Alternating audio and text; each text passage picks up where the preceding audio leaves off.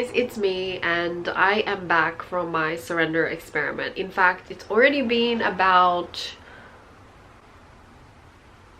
5 months since coming back from Bali, and I'm recording this to let you know that I actually didn't vlog during my time in Bali.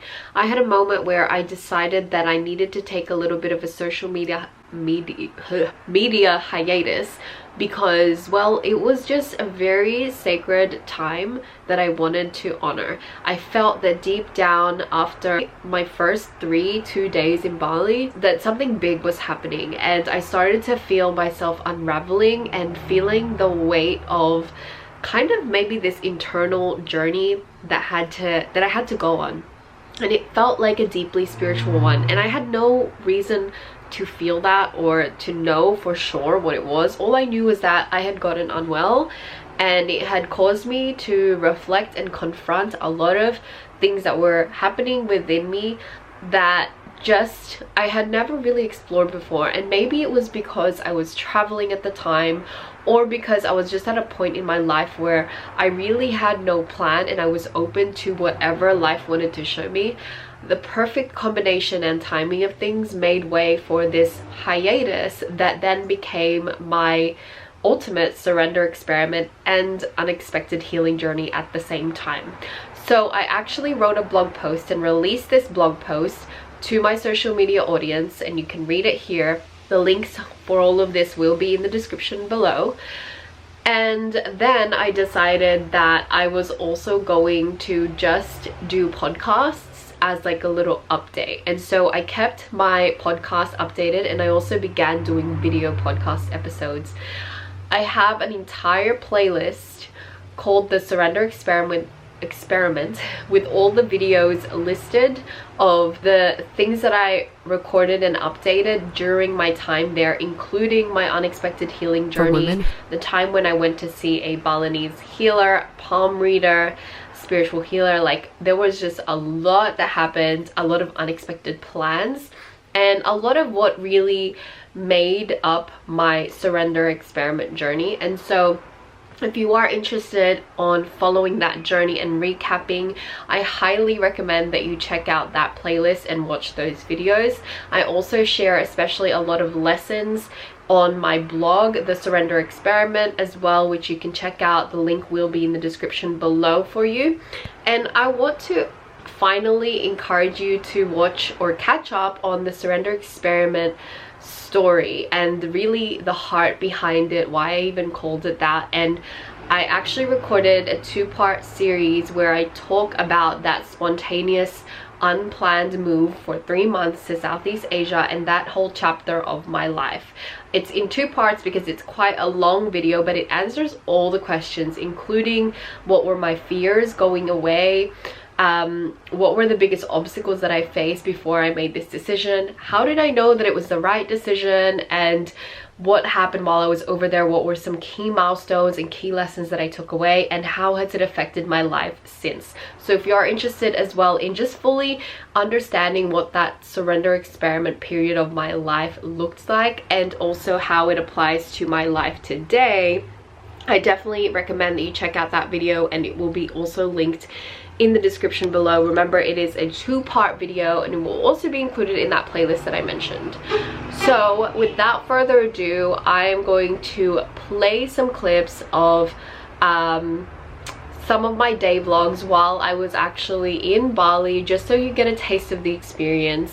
As always, Instagram highlights are the place to go, and you can check out my surrender experiment journey on my Instagram highlights. As of this recording, there are 2 highlight reels called TSE, and then the second one is TSE2, and they actually recount the entire journey, all the way from when I started packing up my apartment to when I was literally living in people's like living rooms and couches, to then when I finally had to get on that plane and go nomadic for 3 months without a plan and just surrender to whatever life would give me.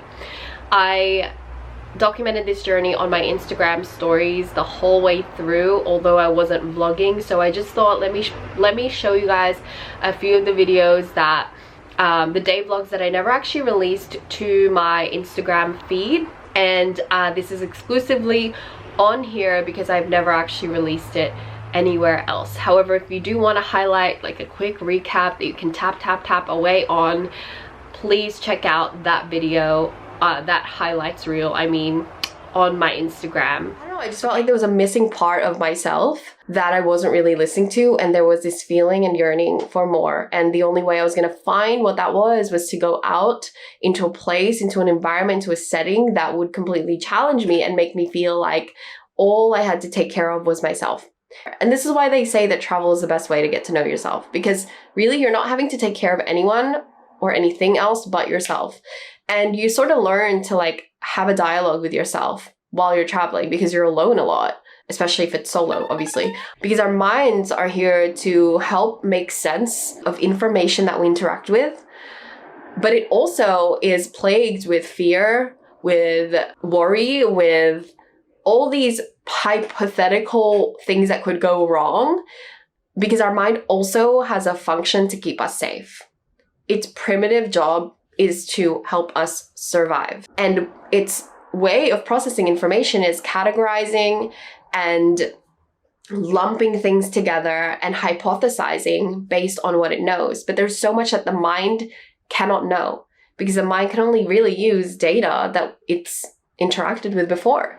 It has no reference for possibility or things that it's never dealt with before. I've always wanted to be nomadic, and it was a dream of mine for as long as I can remember.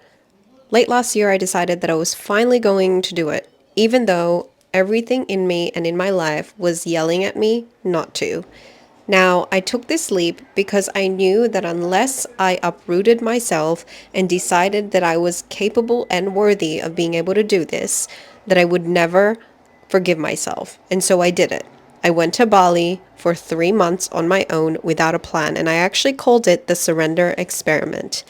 Now, on this trip, I made a commitment to myself that I would not try to overplan or overschedule anything, because that's what I'm used to doing. And part of my surrender experiment was to practice living life in flow, listening to my intuition, following my body's impulses, and allowing those synchronicities and air quotes coincidences to guide me towards where I needed to be in life. And so I finally did, and it was an incredible experience. In fact, this trip not only made me cross paths with people who blessed me in so many ways, but I learned so much about myself, because often when you let go of everything you think you should be or everything you think you need to have in order to be successful, and you take the time to tune inward to yourself, you often find what really truly matters to you in this life, and you stop trying to live by other people's standards. This experience allowed me to really take ownership of my life again, and to clarify what I am here for and connect with people who are like me. My surrender experiment made way for a surrendered life, and I'm grateful that I gave myself the experience. I thought I had to wait until I had my life together, until I could give myself the permission to uproot my life and be a digital nomad. While this might not be everybody's dream, we all have a version of what it looks like to really live our dream life. You know, that deep desire that you have, but you secretly don't want to tell anyone because it seems too unrealistic. So I packed my whole apartment, ended my lease, and decided to take the leap. And because I had such an open mind, I was able to really get so much from it. And I think it speaks to the part of our humanity that doesn't need to be controlled or planned. In fact, our human experience is so much better when we don't spend our energy trying to figure out how things need to happen. This trip taught me how to surrender and live in such a way of detachment where good things do come and life does support you in the things you want when you allow it to. It was a lesson that changed my life, and I've not been the same ever since. Sometimes we work so hard to build a life and identity that is only part of who we are and what we're really here for. I discovered this recently when I went on a surrender experiment to Southeast Asia for 3 months without a plan. I called this the surrender experiment because really I had no plan, and that was the point. Being such a planner and obsessively always worrying about what needed to happen next, I wanted to put myself to the test. I wanted to learn to trust my intuition, to flow with life, and to remember that I was always going to be taken care of. I coupled that with the desire of my younger self who wanted to be nomadic and gave myself the permission to go. I made so many incredible memories, met new friends from all over the world, and discovered so much about myself that I couldn't have otherwise if I had stayed comfortable and in my familiar environment. I'm so glad I took the leap and surrendered, and I would highly encourage anyone who's feeling stuck or in a plateau to uproot yourself and dive headfirst into the unknown. Outside, it looked like I had supposedly made it a six-figure business, moved out on my own, and doing the boss girl thing. I felt deeply unfulfilled, and it was because my life had no flow and allowance for spontaneity. To me, I was always a free spirit, and I think I suppressed a part of me during the pandemic when I built my business, and I kind of got caught up in the rat race of all of the hustle, you know? So I decided I was going to pack up everything and move my life to Southeast Asia without a plan.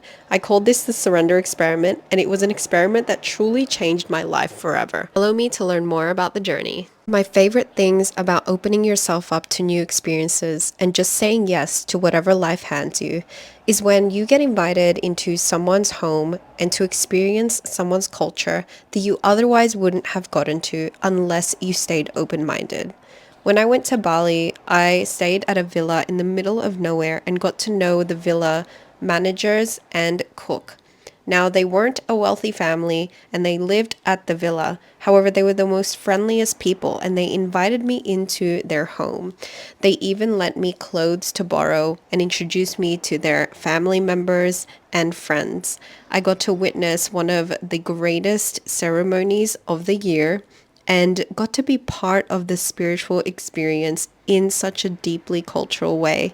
I felt so grateful for this opportunity, and it taught me a lot about being in touch with my spirituality and sense of reverence for life. What an enriching experience. Most profound and transformative moments often happen when you let go and you surrender to the flow of life. I went on a 3-month surrender experiment trip to Southeast Asia on my own without a plan, and in the middle of my trip, I ended up in Ubud, Bali without knowing anyone or without a clue about what would happen next. Somehow, I ended up getting invited to a spiritual healing day in Ubud, and so I made my way there with no real expectation or idea of what was about to happen.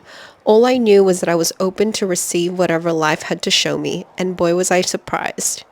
After going to see a spiritual healer, doing a water purification ceremony, doing a palm reading and mandala reading, I was surprised to find out so many truths about myself that I'd known all along but was too afraid to take ownership of. For so long, I had tried to fit myself into the society and familiar environments and norms all around me, and it wasn't until this day that I really allowed myself to acknowledge the spontaneous, free-spirited, and deeply spiritual part of me that I'd been neglecting. This day began what would be a lifelong journey of peeling back the essence of who I truly am, or as some might say, my soul's calling. And I've changed my business, my life, my relationships, my commitments, and my decisions ever since. I'm so grateful that That is all. I hope you enjoyed this vlog. I know it's a little bit unconventional to what you usually see, but that's a quick summary of what I did within my 3 months, and now I'm back in Sydney. So I'll see you for my next vlog. Happy birthday. Thank you, daddy. Currently winter, I'm rugged up like crazy, but I've just moved a bunch of my things today into my closet. I'm rugged up because it is so cold. I can't deal with how cold it is. I gotta go because I don't think I'm gonna get time to do any work.